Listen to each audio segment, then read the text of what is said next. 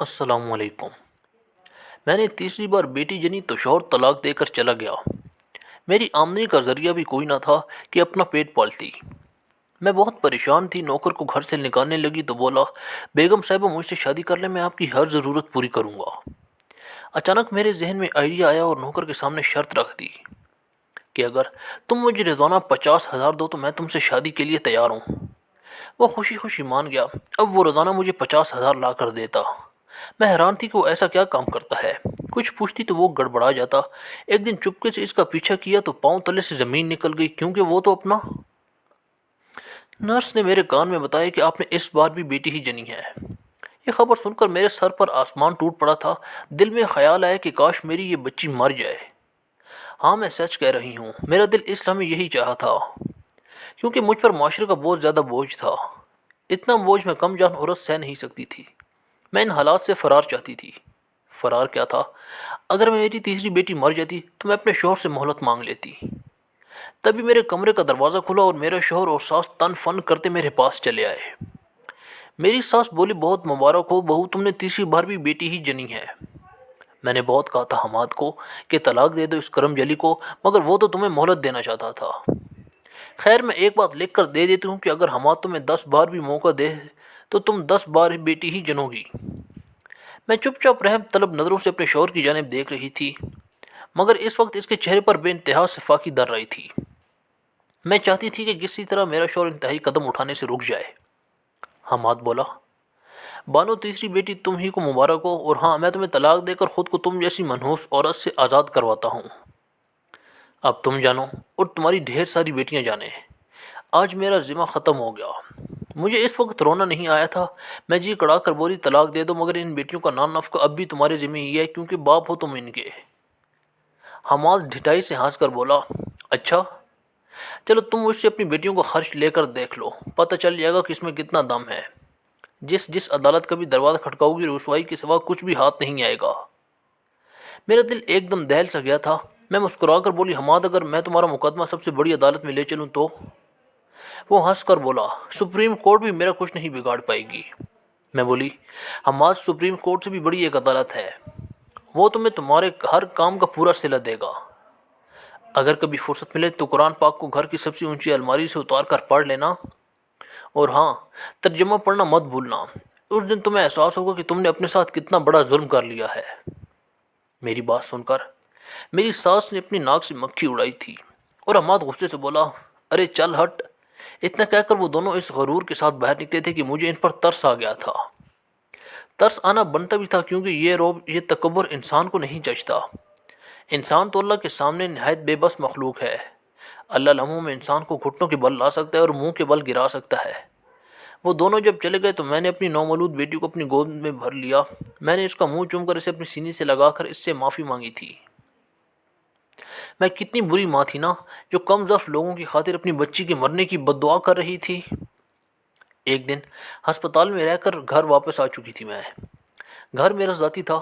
ابو مرنے سے پہلے اپنا گھر میرے نام لگا گئے تھے، بس اسی لیے مجھے در بدر نہیں ہونا پڑا تھا۔ میرا شوہر اور ساس خود ہی گھر چھوڑ کر چلے گئے تھے۔ میں گھر آئی تو ملازم نے گھر کو شیشے کی طرح چمکایا ہوا تھا۔ وہ میرے لیے سوپ بنا کر لے آیا۔ ساحل کو حماد نے ہی ملازمت پر رکھا تھا۔ ساحل پچھلے 1 سال سے ہمارے گھر پر کام کر رہا تھا۔ وہ بہت ہی اچھا اور فرما بردار انسان تھا۔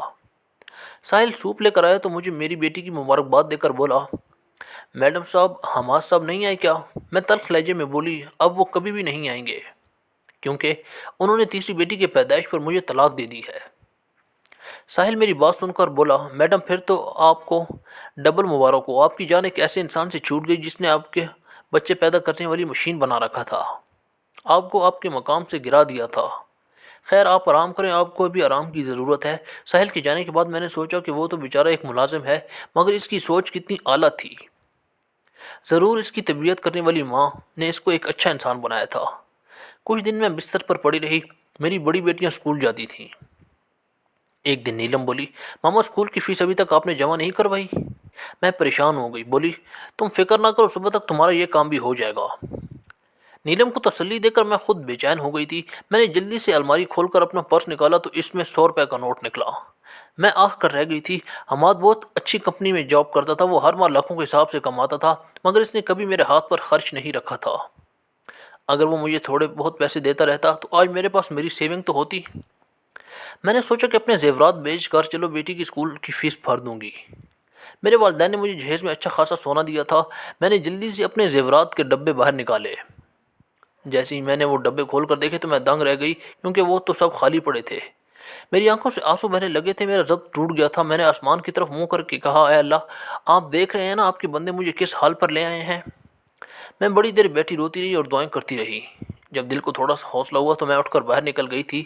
ساحل کچن میں کھانا بنا رہا تھا۔ میں کچن میں ہی چلی گئی تھی۔ میں بولی، ساحل، تم سے ایک بہت ضروری بات کرنی ہے۔ وہ بولا، جی میڈم، کہیے کیا کہنا ہے۔ میں بولی، میری الماری سے میرے زیورات چوری ہو گئے ہیں۔ ساحل میری بات سن کر ایک دم سے بوکھلا گیا تھا۔ اس کے ہاتھ سے چمچہ بھی چھوٹ کر نیچے گر گیا تھا۔ وہ بولا، میڈم آپ کو کس پر شک ہے؟ میں بولی، حماد پر۔ تب مجھے ساحل کے چہرے پر ایک سکون سا نظر آیا تھا۔ اس کا یہ سکون دیکھ کر میں بے سکون ہو گئی تھی، کہیں ساحل نہیں تو۔ اس سے آگے میں کچھ بھی سوچ کر خود کو مزید پریشان نہیں کرنا چاہتی تھی۔ میں بولی، ساحل، تم جانتے ہو میرا شوہر مجھے طلاق دے کر چلا گیا ہے، میرا کوئی ذریعہ معاش بھی نہیں ہے، اس لیے میں چاہتی ہوں کہ تم یہ کام چھوڑ کر چلے جاؤ، کیونکہ میں تمہیں تنخواہ نہیں دے پاؤں گی۔ ساحل کچھ دیر سوچتا رہا، پھر بولا، میڈم میں آپ کو ان حالات میں چھوڑ کر نہیں جا سکتا۔ میں بولی، تم یہاں رہ کر کیا کر لو گے؟ وہ بولا، میں آپ کی مدد کرنا چاہتا ہوں، میں کہیں اور جاب کر لوں گا، آپ کو مہینے بھر کا خرچ دیتا رہوں گا۔ تب میں خوشی سے بولی، ساحل، تم یہ سب کس رشتے کے تحت کرو گے؟ ساحل تب میرے روبرو آ کر کھڑا ہو گیا تھا۔ اس نے میری آنکھوں میں آنکھیں ڈالی تھیں۔ وہ بولا، بیوی بن جاؤ میری، مجھ سے شادی کر لو۔ میں تو ساحل کی بات سن کر ہی ششدر رہ گئی تھی، مجھے تو کوئی جواب بھی نہیں سوجھ رہا تھا۔ تب بولی، نہیں ساحل، میں کسی کا احسان نہیں لینا چاہتی۔ ساحل بولا، احسان کی بات نہیں ہے میڈم، میں نے کبھی نہ کبھی تو شادی کرنی ہی ہے نا، تو پھر آپ کیوں نہیں؟ تب میں بولی، کیونکہ میں ایک طلاق یافتہ عورت ہوں اور 3 بچیوں کی ماں ہوں، جب تک تم تو ایک جوان اور خوبصورت انسان ہو۔ ساحل بولا، کم خوبصورت تو آپ بھی نہیں ہیں۔ میں ساحل کے منہ سے اس قسم کی بات سننے کی توقع نہیں کری تھی، اس لیے میں اپنے کمرے میں آ گئی تھی۔ میرا دل زور زور سے دھڑک رہا تھا، میں عجیب حالات میں گھر گئی تھی۔ خیر، میں نے سوچا کہ میں ساحل کو جھڑک دوں گی تو وہ اپنی بات سے پیچھے ہٹ جائے گا، مگر وہ تو بہت ہی ضدی نکلا تھا، بار بار مجھے شادی کرنے کا کہتا۔ ایک دن تو اس نے میرے پاؤں ہی پکڑ لیے تھے، تب میرے پاس اور کوئی حل نہیں بچا تھا۔ میں نے سوچا کہ اسے ایسا کام کہہ دیتی ہوں کہ وہ نہ کر سکے اور شادی کے ارادے سے باز آ جائے۔ میں بولی، ساحل، میں ایک شرط پر تم سے شادی کرنے کے لیے تیار ہو جاؤں گی، اگر تم روزانہ 50,000 روپے میرے ہاتھ پر لا کر رکھ دیا کرو گے۔ ساحل حیرانی سے مجھے دیکھتا رہتا۔ کچھ دیر سوچنے کے بعد بولا، ٹھیک ہے میڈم، میں اس شرط کو ماننے کے لیے تیار ہوں، آپ مجھ سے شادی کر لیں۔ مجھے ساحل سے اس بات کی توقع ہرگز نہیں تھی، کیونکہ وہ تو ہمارے گھر کا کل وقتی ملازم کے طور پر کام کرتا تھا۔ میں چپ کر کے اٹھ کر اپنے کمرے میں چلی گئی تھی، کیونکہ مجھے معلوم تھا کہ ساحل نے یہ سب جذبات میں آ کر کہا ہوگا۔ شام تک میں اپنے کمرے میں ہی بیٹھی رہی تھی، تب میرے کمرے کے دروازے پر دستک ہوئی تھی۔ میں نے اٹھ کر دروازہ کھولا تو سامنے ساحل کھڑا تھا۔ وہ بڑا نکھرا نکھرا سا لگ رہا تھا۔ مجھے دیکھ کر بولا، بانو، میں مولوی صاحب اور گواہان کو لے آیا ہوں، آپ جلدی سے تیار ہو جائیں۔ میں دنگ رہ گئی تھی۔ خیر، میں نے اللہ کا نام لیا اور صاف ستھرا لباس پہن لیا تھا۔ میں نے سارا معاملہ اللہ کے سپرد کر دیا تھا۔ میں جیسے ہی باہر نکلی، مولوی صاحب نے نکاح پڑھوایا۔ ساحل باہر سے ہی کھانا لے آیا تھا، اس نے سب کو کھلایا اور رخصت کر دیا تھا۔ میری تینوں بیٹیاں سو رہی تھی، جبکہ میں باہر لاؤنج میں بیٹھی تھی۔ ساحل آ کر میرے پاس بیٹھ گیا تھا۔ وہ بولا، بانو، تمہیں حاصل کر کے ایسا لگتا ہے کہ میں نے سب کچھ حاصل کر لیا ہے، اب مجھے کسی اور چیز کی تمنا ہی نہیں رہی۔ مجھے ساحل کی بے سرو باتوں پر ہنسی آ گئی تھی، کیونکہ میں جانتی تھی وہ مجھ سے محبت نہیں کرتا تھا۔ ساحل نے خود کو ایک وفادار ملازم ثابت کرنے کی کوشش کی تھی اور کچھ نہیں۔ میں چپ چاپ اٹھ کر اپنے کمرے میں چلی آئی تو تھوڑی دیر بعد ساحل میرے لیے کھانا لے آیا تھا۔ ساحل بولا، بانو، میں تمہارا بہت خیال رکھوں گا۔ مجھے ساحل کی یہ باتیں اچھی نہیں لگ رہی تھیں، اس لیے میں نے اسے جھڑک دی اور بولی، ساحل، تم اٹھ کر باہر چلے جاؤ، جب تک تم میری شرط پر پورا نہیں اترو گے میں تمہیں اپنا شوہر تسلیم نہیں کروں گی۔ ساحل ایک دم بجھ سا گیا تھا۔ اگلے دن وہ صبح صبح اٹھ کے اپنے معمول کے کام نپٹا کر میرے پاس آیا اور بولا، بانو، میں تمہاری شرائط پوری کرنے جا رہا ہوں، میرے حق میں دعا کرنا۔ میں نے سر ہلا دیا تو وہ گیٹ سے باہر نکل گیا تھا۔ میں جانتی تھی کہ ساحل یہ شرط پوری نہیں کر پائے گا، ایک دن وہ مجھے چھوڑ کر بھاگ جائے گا۔ میری بیٹیاں اسکول جا چکی تھی جبکہ چھوٹی بیٹی تھوڑی دیر کے لیے جاگتی، دودھ پی کر پھر سو جاتی تھی۔ ایسے میں مجھے گھر کاٹ کھانے کو دوڑ رہا تھا۔ مجھے رہ رہ کر ساحل کا خیال آ رہا تھا کیونکہ وہ پچھلے ایک برس سے میرے گھر میں ملازمت کر رہا تھا۔ اس کے ہونے سے بہت تحفظ کا احساس ہوتا تھا۔ اب تو میں بار بار اٹھ کر گیٹ کے لاک چیک کر رہی تھی۔ دوپہر کا کھانا مجھے خود ہی بنانا پڑا تھا۔ ساحل رات 10 بجے کے قریب گھر واپس آ گیا تھا۔ وہ بہت تھکا ہوا تھا۔ اس کی بہت عجیب سی حالت تھی۔ ایسی حالت میں اسے دیکھ کر ڈر سی گئی تھی۔ اس نے آتے ہی 50,000 روپے میرے ہاتھ میں تھما دیے تھے۔ میں ان پیسوں کو دیکھ کر حیران رہ گئی تھی۔ میں بولی، یہ کہاں سے لائے ہو؟ وہ بولا، بانو میں پیسے لے آیا ہوں، کیا اتنا کافی نہیں ہے؟ میں چپ کر گئی تو وہ اٹھ کر باہر نکل گیا تھا۔ صبح گھر سے جانے سے پہلے وہ مجھے بتا کر گیا تھا۔ مجھے یہی لگا تھا کہ وہ ضرور ساحل نے یہ پیسے کسی سے قرض کے طور پر لیے ہوں گے۔ آج بھی وہ رات 10 بجے کے قریب گھر لوٹا، مگر اس افسوس کی بات کہ آج بھی اس کا بہت ہی برا حال تھا۔ یوں کرتے کراتے ایک ہفتہ گزر چکا تھا۔ اس نے 7 دنوں میں میرے ہاتھ پر 3.5 لاکھ روپے رکھ دیے تھے۔ ساحل کے پاس اتنے پیسے کہاں سے آ رہے تھے؟ میں جانتی تھی کہ اتنا قرض تو کوئی اس کو دے نہیں سکتا۔ ایک غریب آدمی کو یہ 1,000 روپے دینے سے بھی ڈرتا ہے، کوئی 3.5 لاکھ۔ میں ساحل پر شک نہیں کرنا چاہتی تھی مگر میرے اندر کچھ کھٹک گیا تھا۔ ساحل کسی غلط ایکٹیویٹی میں بھی ملوث ہو سکتا تھا، اور یہ بھی ہو سکتا تھا کہ میرا زیور حماد نے نہیں بلکہ ساحل نے چرایا ہو اور اب وہ بیچ کر مجھے پیسے لا کر دے رہا ہو۔ میرے اندر سوالات کی بچھاڑ ہو چکی تھی۔ زندگی سے نفرت محسوس ہو رہی تھی۔ میں یہ سوچ سوچ کر تھک چکی تھی کہ اگر ساحل کرپٹ نکلا تو میں کیا کروں گی؟ میرا کیا بنے گا؟ میرا کیا بنے گا؟ اس سوال پر میں چونک گئی تھی۔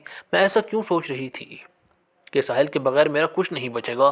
اس کا ایک ہی جواب تھا کہ میں اسے پسند کرنے لگی تھی۔ کیوں؟ اس کیوں کے بہت سے جواب تھے مگر فی الحال میں اس کی اصلیت جاننا چاہتی تھی۔ اس لیے میں نے سوچا کہ میں کل ساحل کا پیچھا کروں گی۔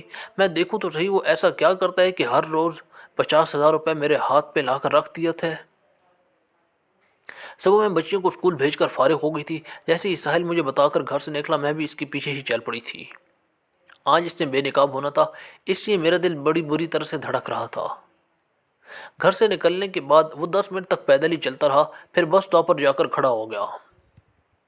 وہاں پر ایک بڑی سی گاڑی، کالی گاڑی آئی تھی۔ ساحل اس گاڑی میں بیٹھ کر آگے بڑھ گیا تھا۔ ساحل کی پرسنالٹی ایسی تھی کہ وہ ملازم تو بالکل نہیں لگتا تھا۔ میں نے دل میں سوچا اگر یہ گاڑی ساحل کی اپنی ہوتی تو وہ کتنا جچتا نا۔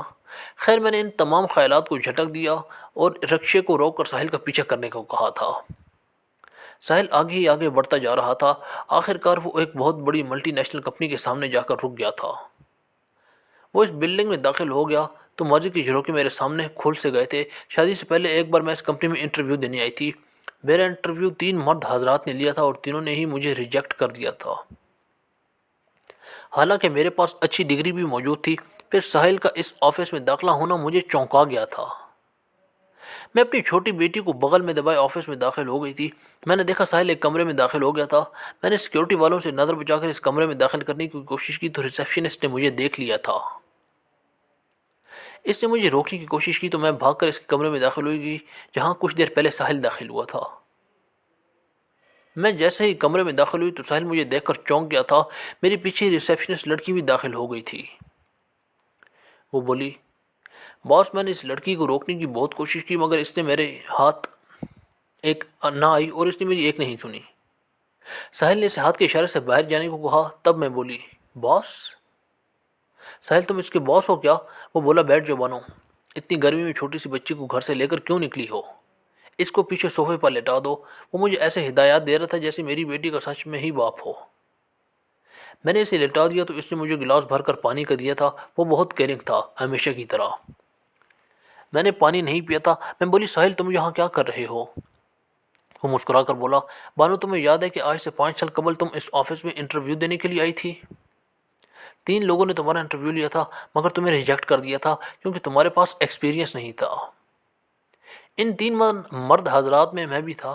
مجھے تم بہت اچھی لگی تھی۔ مجھے لگا تھا کہ تم مجھے پہلی نظر میں ہی محبت ہو گئی ہے۔ میں نے گھر جا کر اپنی والدہ سے تمہاری بات کی تھی۔ انہوں نے مجھ سے تمہاری ساری معلومات لے لی تھی کیونکہ تمہیں ڈاکومنٹس میں معلومات موجود تھیں۔ امی نے یہ کہہ کر تمہیں مسترد کر دیا تھا کہ تم ہمارے برابر کے گھرانے سے تعلق نہیں رکھتی تھی۔ امی کو لگا کہ تم ہماری فیملی میں جچو گی نہیں۔ میں نے سوچا کہ کوئی بات نہیں، تم بھی یہاں اور میں بھی، وقت آنے پر میں امی کو رضامند کر ہی لوں گا۔ یوں ہی 3 ماہ کا عرصہ بیت گیا۔ ایک دن میں نے سوچا کہ تمہاری ایک جھلک دیکھ لوں، پھر دوبارہ سے امی کو منانے کی کوشش کروں گا، مگر مجھ پر بجلی تب گری جب معلوم ہو کہ تمہاری تو شادی 1 ہفتہ پہلے ہی ہو گئی تھی۔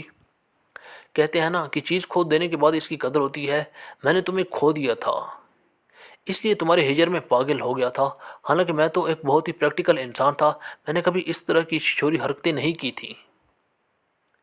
میں نے ابو کے آفس جانا چھوڑ دیا تھا، ہر چیز سے کٹ گیا تھا۔ ابو نے میری اس حالت کے پیش نظر مجھے امریکہ بھجوا دیا تھا۔ میں نے وہاں وقت گزاری کے لیے بہت سی لڑکیوں کے ساتھ دوستیاں کی۔ مجھے لگا کہ شاید میں تمہیں بھول چکا ہوں، مگر جیسے ہی پاکستان آیا مجھے تم پھر سے یاد آنے لگی تھی۔ میں نے سوچا کہ میں ایک بات تمہیں قریب سے دیکھ لوں تو شاید تم سے بیزار آ جاؤں، اس لیے میں نے تمہارے گھر میں ملازم کے طور پر کام کرنا شروع کر دیا۔ مگر بانو، میں تمہیں جتنا جانتا ہوں اتنا ہی کافی ہے۔ اتنا میں تمہاری محبت میں گرفتار ہوتا گیا۔ تم حسین تھی، باوقار تھی۔ میں جانتا ہوں کہ حماد کی غیر موجودگی میں اس کے کئی دوستوں نے تمہاری تعریف کر کے تمہیں اپنی جانب کرنے کی کوشش کی، مگر تم نے اپنے شوہر سے ہی وفاداری کی۔ تمہارا یہ کردار مجھے تمہارا اسیر کر گیا تھا۔ میں نے اپنے والدین سے رابطہ ختم کر لیا تھا۔ میں نے اپنی والدہ کو اپنی شکل تک نہیں دکھائی، ان کی وجہ سے تم مجھ سے دور ہوئی تھی نا۔ پھر تمہاری طلاق ہو گئی تو لگا کہ میرے ہاتھ میں قارون کا خزانہ آ گیا ہے۔ تم سے شادی کی تو تم نے انوکھی شرط رکھ دی، اس لیے مجھے ابو کا بزنس پھر سے جوائن کرنا پڑا۔ پھر مجھے معلوم ہوا کہ وہ تو سب کچھ میرے نام منتقل کر چکے ہیں۔ میں ساحل کی باتیں سن کر حیران رہ گئی تھی۔ میں تو کبھی جان ہی نہیں پائی تھی کہ کوئی مجھ سے اس شدت سے محبت کرتا ہے۔ ساحل بولا، حماد نے یہ تمہارے ساتھ بہت برا کیا، میرے جی چاہتا تھا کہ میں اسے پیٹ ڈالوں، مگر تمہاری خاطر چپ رہا۔ تم جانتی ہو کہ حماد کو اس کمپنی نے فراڈ کیس میں جیل بھجوا دیا ہے، اسے 10 سال کی قید ہوئی ہے۔ اس کی والدہ نے اپنی تمام جمع پونجی حماد کے لیے وکیل کرنے میں اجاڑ دی، مگر کوئی وکیل اسے سزا سے نہ بچا سکا۔ اب حماد کی والدہ ایک اولڈ ہوم میں چلی گئی ہیں۔ یہ سب باتیں سن کر میری آنکھوں میں آنسو آ گئے تھے۔ اللہ کی لاٹھی سچ میں بے آواز ہے۔ ساحل مجھے اور میری بچیوں کو اپنے ساتھ گھر لے آیا، جہاں ان کو دادا دادی اور باپ کا پیار ملا، اور مجھے شوہر سے بھی عزت، قدر، پیار اور مان ملا جو حماد مجھے کبھی بھی نہ دے سکا تھا۔ تو دوستوں، اگر آپ کو ہماری کہانی اچھی لگے تو لائک کریں اور چینل ضرور سبسکرائب کریں۔